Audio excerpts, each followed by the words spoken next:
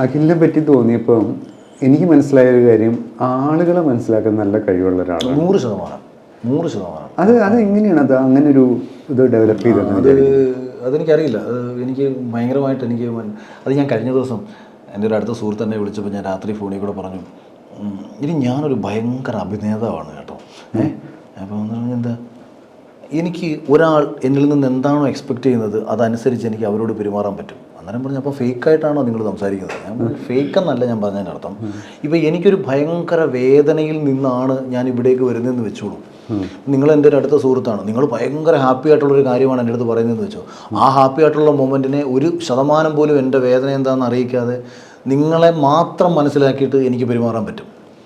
ഇപ്പം എൻ്റെ സുഹൃത്ത് എന്നെ വിളിക്കുമ്പം അവൻ എന്താണോ അവൻ ആഗ്രഹിക്കുന്നത്, അവൻ്റെ പ്രശ്നം എന്താണോ എന്ന് ആഗ്രഹിച്ച് അതനുസരിച്ച് പെരുമാറാൻ പറ്റും.